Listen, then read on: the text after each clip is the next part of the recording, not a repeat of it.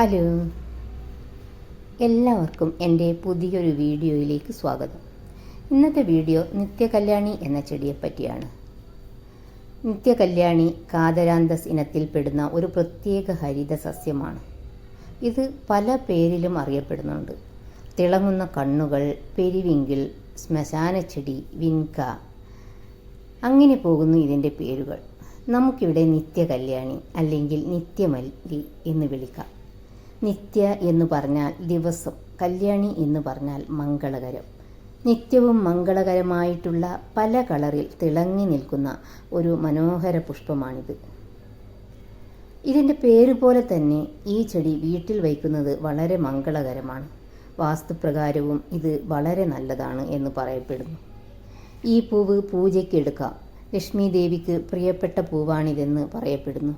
ഈ പൂവ് കൊണ്ട് മാല കെട്ടി ലക്ഷ്മി ദേവിക്ക് അലങ്കരിക്കാം. നിത്യകല്യാണി എന്ന പേര് കേൾക്കുമ്പോൾ തന്നെ ഒരു മംഗളകരമായിട്ട് തോന്നുന്നില്ലേ? പക്ഷേ ഇതിൻ്റെ മറ്റൊരു പേരാണ് ശ്മശാനച്ചെടി. കാരണം ഇത് ശ്മശാനത്തിൽ നിറയെ വളരുന്ന ഒരു ചെടിയാണിത്.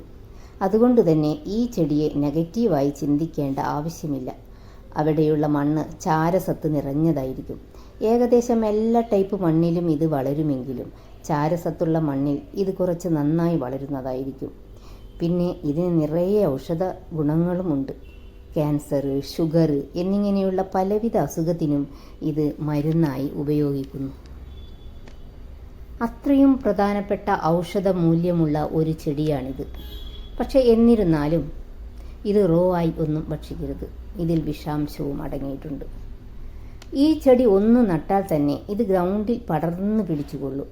മറ്റൊരു പ്രത്യേകത എന്ന് പറഞ്ഞാൽ ഇത് വർഷം മുഴുവൻ പൂത്തുകൊണ്ടേയിരിക്കും. വെള്ള, ചുവപ്പ്, വയലറ്റ്, നീല എന്നിങ്ങനെയുള്ള പല കളറിലും കാണപ്പെടുന്നു.